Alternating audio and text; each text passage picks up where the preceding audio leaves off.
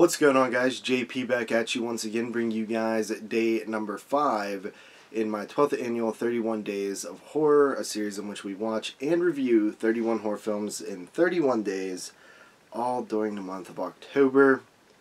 And continuing along here, for today's review, I decided to start off a franchise.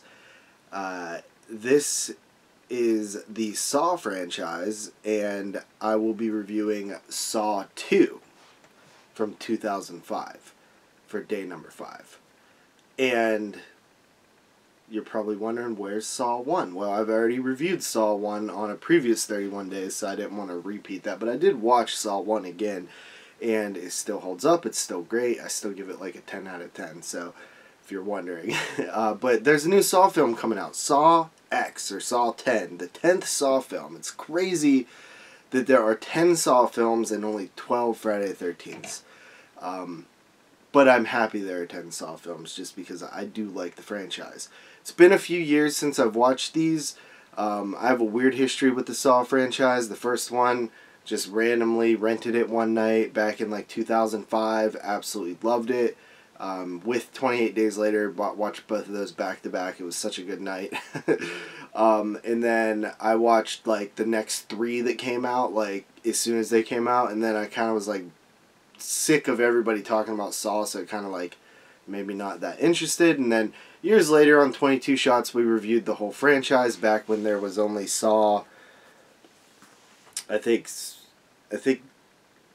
Jigsaw just might have came out. Yeah, Jigsaw just come out. So that is 2 Saws ago at this point. But anyway, let's get into Saw number 2. If you are curious about that 22 Shots episode, check it out. It was a while back, a couple years ago, but we reviewed the whole Saw franchise and haven't watched them all since then. So I'm actually really curious to revisit all the Saw films. It's kind of a convoluted franchise, but we'll get to that. So Saw 2 from 2005, when this came out, I actually really loved it. And even on that show we did with 22 Shots, I liked it more than the other guys, but I do see some problems with it now. But basically, this film takes place after the first Saw film. Minor spoilers for the first Saw film. I'll try to be as spoiler-free as possible with these, but they are like a continuing story. So Saw 2 follows Detective Matthews, who is kind of a crooked detective, plants evidence on people, you know, not very good guy. So that's sort of his MO. And he has a son who's kind of has a rocky relationship with. He's divorced and doesn't really know how to be in his son's life, and his son doesn't appreciate his dad at all. And his son goes missing and ends up in a Saw trap with a bunch of other people, including a character named Amanda, who was in the first Saw film. She's being retrapped, the first person to have to, who was supposed to learn their life lesson and did not. So she's back in the trap amongst other people who all have a common thing in that Detective Matthews all planted evidence on them to get them arrested. So they all have that in common, but they do not know that. Meanwhile, Detective Matthews actually, him and the rest of the police end up finding Tobin Bell's character Jigsaw and basically show up there and confront him, but Jigsaw is like, yo, you might want to look at these monitors because I got your kid and he's in one of my Saw traps.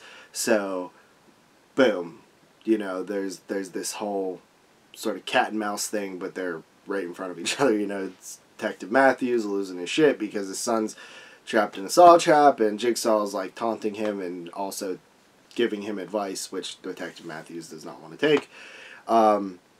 So that's basically the plot. The setup for like the main Saw trap is just like this house where there's basically a poison gas that's coming through, and all the people in there, including Detective Matthew's son, is breathing in this stuff, and they'll die if they don't get antidotes or get out of there in a certain amount of time.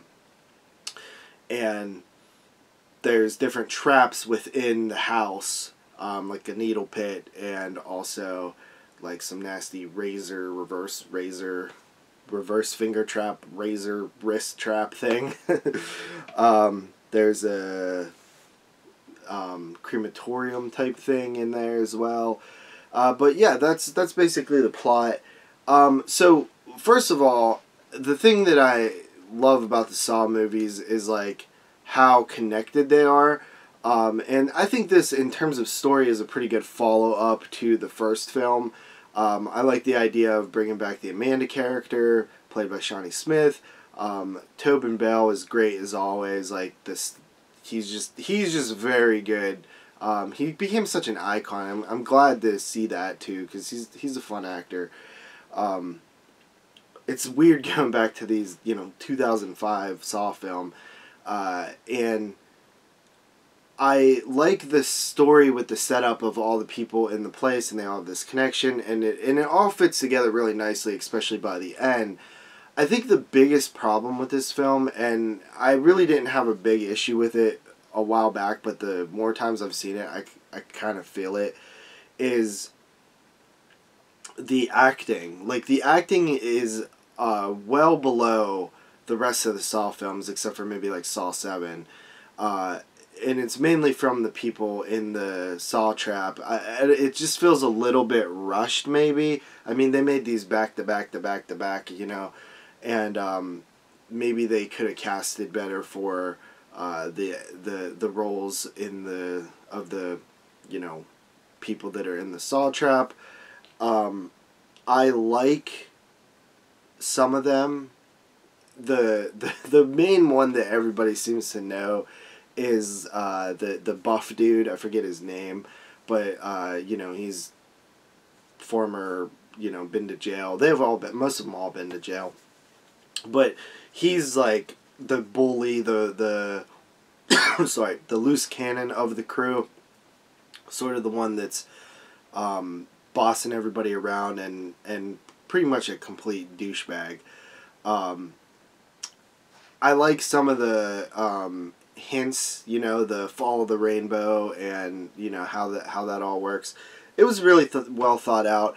I think the biggest problem with this one is just the acting. Other than that, I mean, it's pretty solid still. I think that some of the actually, a lot of the traps are a little weaker in this one. Probably some of the weaker traps. Like the needle pit is like, it on paper, like terrifying, like, needles, diseased needles, it's super freaky, right? Like, but it's really not, like, visually it's like a shock when you see it, but it's not like, some of these Saw traps in the later Saws, like, literally make I'm like queasy because they're brutal. But then, I guess the needle one doesn't really do it. But I have heard people say, like, the needle one really freaks them out, so but yeah, it's I think that it feels a little slow at times. It's not as fast paced as some of the other Saw films. I think it's definitely one of the weaker Saw films, which is kind of interesting because I used to like it. It used to be like one of my favorites, but yeah, it's I think it connects well, and I like how it connects back to the first film, and I like the reveals and stuff like that. Story wise, it's really solid.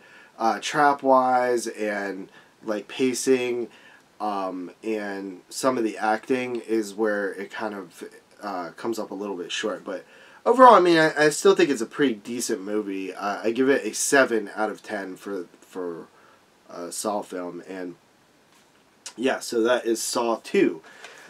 Anyway, I probably will be reviewing the other Saw films. I'm not going to do them all in a row, but I'll pepper them throughout the month. So if you're curious on my thoughts on the other Saw films, come back and check out my review. But with that said, I'll see you guys tomorrow with another review. Peace out.